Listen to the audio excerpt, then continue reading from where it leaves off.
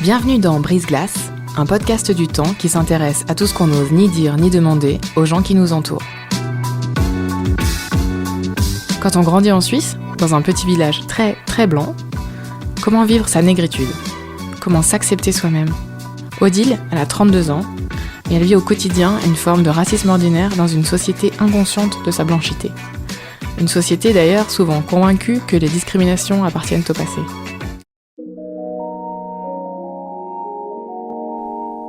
L'inconfortable, le podcast haut en couleur qui te sort de ta zone de confort.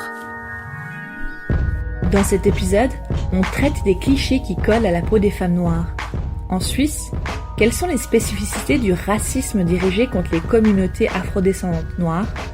Pourquoi demande-t-on aux femmes noires de faire moins de bruit, de moins déranger, en somme de prendre moins de place ?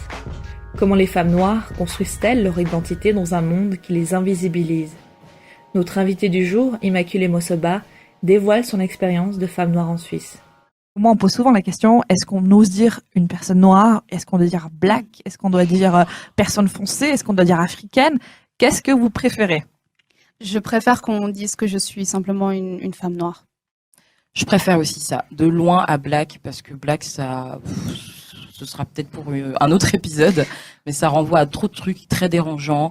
Et là, je me suffis à une femme noire. Je suis une fille noire, une femme noire, et c'est très bien comme ça. Il n'y a pas de honte à dire. Et s'il vous plaît, juste ne dites pas que black c'est moins, c'est moins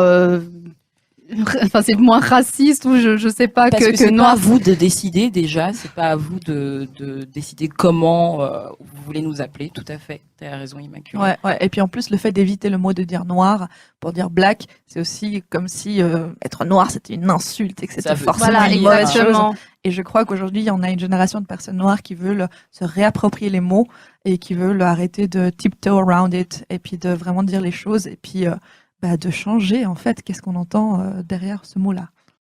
Quels genres de stéréotypes sont les plus destructeurs envers les femmes noires à l'heure actuelle ? Alors, si je dois vraiment parler là comme ça, j'ai l'impression que c'est l'hypersexualisation de la femme noire qui revient tout le temps sur le tapis, mais vraiment tout le temps, et que voilà, au moins une femme noire le subit, voilà. Et on est toutes différentes, quoi. On reste des êtres humains, on est des femmes, donc il n'y a pas forcément tout le monde qui a envie, déjà de coucher avec une personne ou d'avoir cette vision là que voilà, elle est très bonne au lit, parce que voilà, c'est pas le cas. Enfin, donc je pense que c'est très destructeur de penser ça et simplement juste voir une femme comme étant une femme. Exactement. Juste, je voulais dire, en plus, je trouve ça hyper paradoxal parce que d'un côté, on vous prend pas en compte dans les stéréotypes, dans les standards de beauté. Exact, donc, vous n'êtes pas censé être considérée comme belle. Mais d'un autre côté, vous êtes juste assez belle pour qu'on ait envie de, niquer avec, quoi.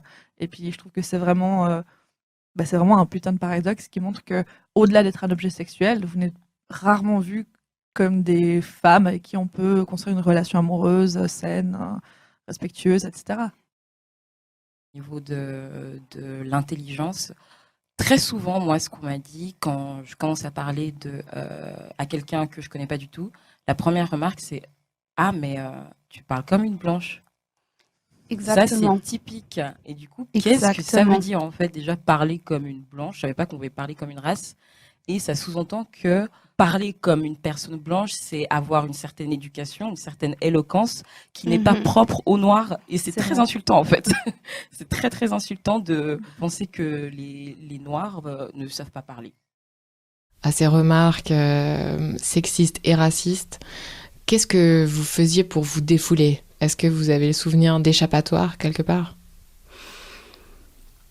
Pas particulièrement. Moi, j'ai l'impression, peut-être que d'autres le vivent pas comme moi, mais qu'on fait pas grand-chose, en fait. On prend, on emmagasine, puis on peut pas en faire grand-chose.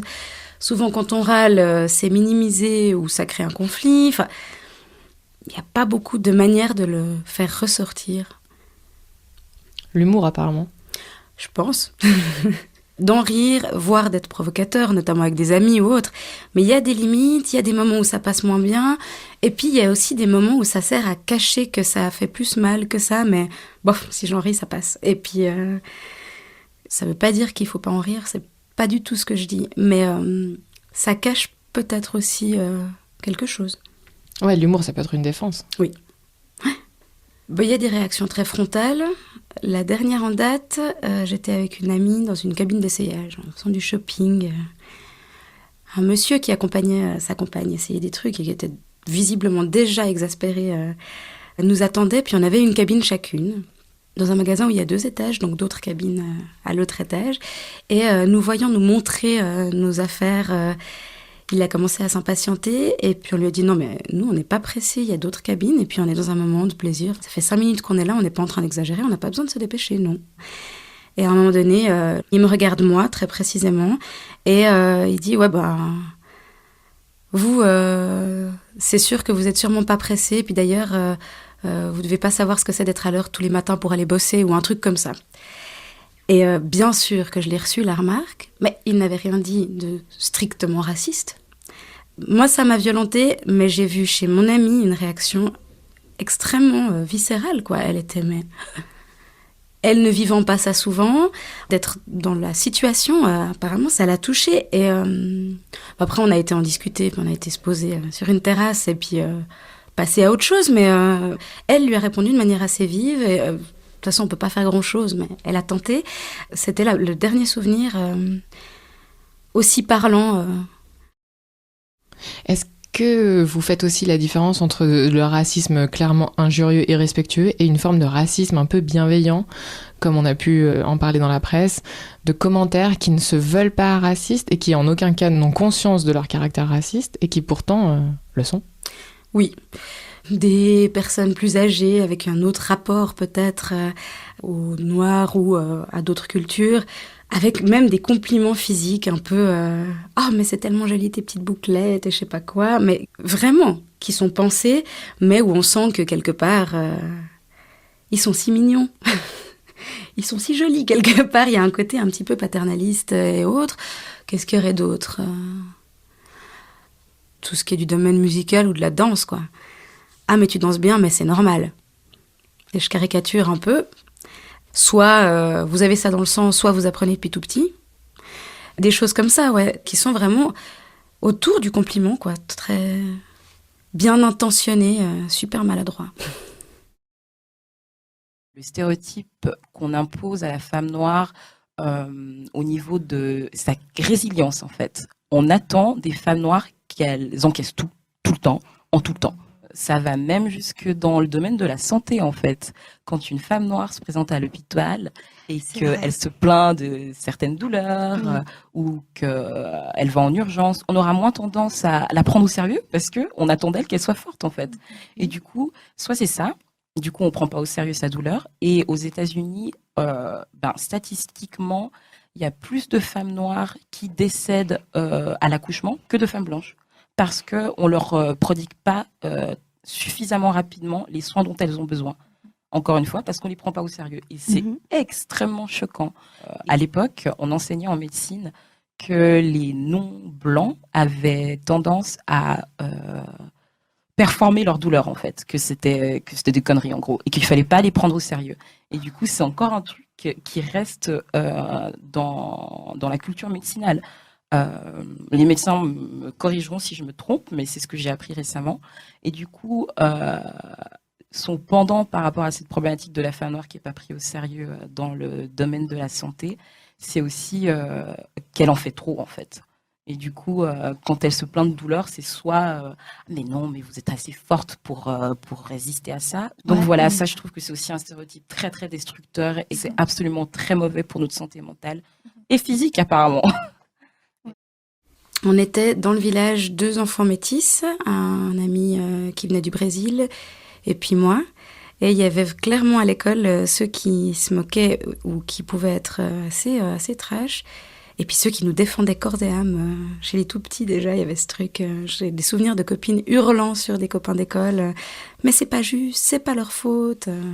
Il y avait les deux. Hein. Il n'y avait pas que l'agressivité, il y avait aussi les militants précoces. C'était quel genre de remarques ou d'insultes ? Bon, c'était soit je veux pas m'asseoir à côté de toi, ça allait jusqu'à sale négresse rentre chez toi, se moquer des cheveux, enfin c'était assez large comme spectre, Mais j'ai l'impression que certaines expressions qui me sont restées, elles pouvaient pas venir des enfants. C'est des choses qu'ils avaient entendues, parce que c'est des sales négresses rentrent chez toi, chez un enfant de 7 ans, c'est pas spontané, quoi.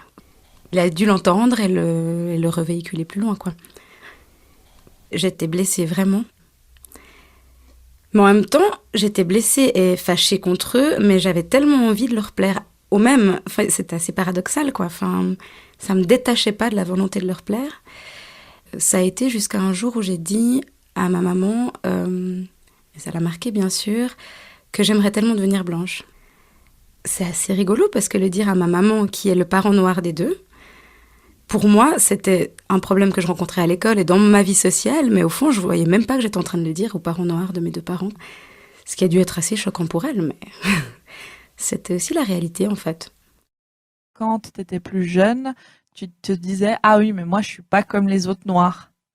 Et justement, c'était censé être positif parce que justement, tu te détachais de ce groupe-là et tu te mettais un peu du côté en fait, du groupe dominant oppresseur. Et c'est un truc que je pense qu'on a sûrement toutes fait, hein, donc on peut pas se lancer la pierre du coup.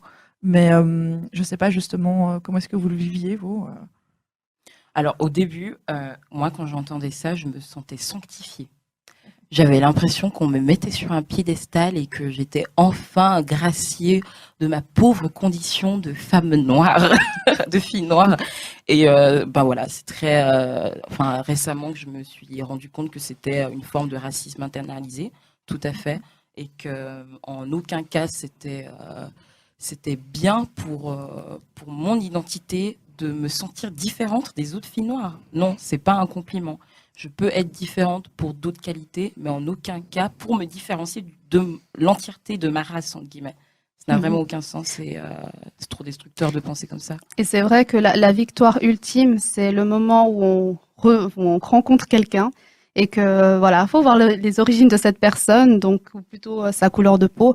C'est vrai que ça, c'est quelque chose qui m'a poursuivi. Je me suis posé des questions par rapport au fait que voilà, si un jour je sortais avec une personne noire, comment est-ce que je serais perçue par les autres, peut-être comme n'étant pas quelqu'un d'intégré. Partout dans le monde, en fait. Même en Suisse, dans la représentativité, que ce soit des médias, que ce soit dans des émissions. Là, j'ai vu une émission, c'est ma question, où là, maintenant, il y a une femme noire qui est présentatrice et c'est magnifique, en fait. Quand j'ai vu ça, je me suis pas rendu compte à quel point ça me faisait du bien de voir aussi simplement une personne qui me ressemble, de dire que c'est possible. Et que vraiment, elle amène du punch, elle amène sa bonne humeur, elle vient avec des tresses, ses cheveux naturels, des habits en wax. Enfin, c'est magnifique. Et elle donne du peps, quoi. Et en fait, c'est juste pour dire que voilà, on est suisse, en fait. On est suisse en ayant la peau noire. C'est aussi simple que ça. Mais on ressent parfois le besoin juste d'être représenté, de nous dire qu'on a notre place ici.